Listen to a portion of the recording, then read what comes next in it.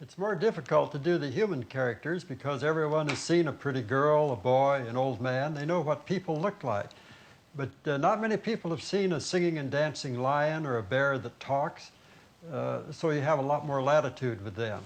In order to caricature the real thing, Walt Disney always said you have to know what the real thing looks like. So before we draw something, if it's an animal, we try to learn what he looks like.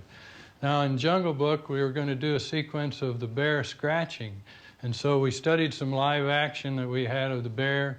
We're really loving this and enjoying this sensual pleasure, and studied it very carefully. We didn't use it per se, but we did get a lot out of it, and how the bear would move, what his proportions were, and a little bit about how he felt while he was doing this, because they loved to scratch.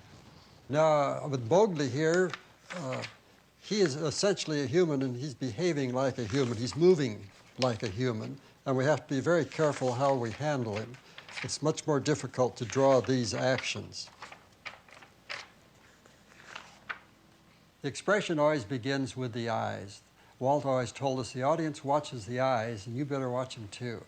The eyes really reveal more than any part of the rest of the face what the character is thinking. Now, in the case of Shere Khan, he's very cool, very confident. He doesn't have to open his eyes wide. But poor Kaa over here has quite a problem, and he's worried, he's concerned, he's trying hard to come up with some kind of an alibi or an excuse. It gives the animator a wide latitude of expressions. We had even additional problems with the snake because he has no shoulders and no hands, and we had an action here where he was going to cover his mouth with his hands. Now, what do? He had said something he didn't mean to say, and he's very embarrassed about it. By using part of his body, we were able to get the attitude we wanted. I got the bear coming in here.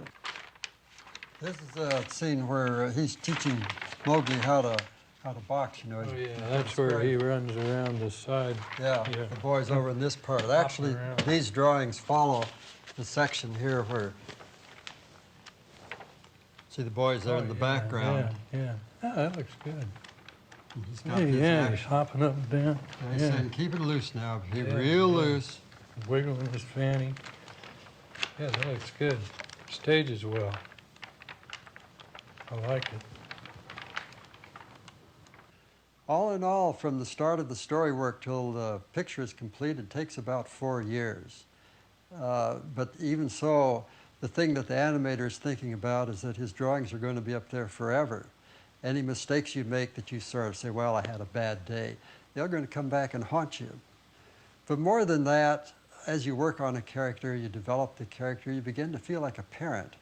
And you work so hard to make him come to life up there on the screen. You feel like it's someone you know very well. And you have to enjoy working with them. And when the picture's over, there's always a sad moment as you finish your last scene because you know that's the last time you're ever going to see that particular character. He may live in your mind from then on, but you'll never really be working with him in a creative sense.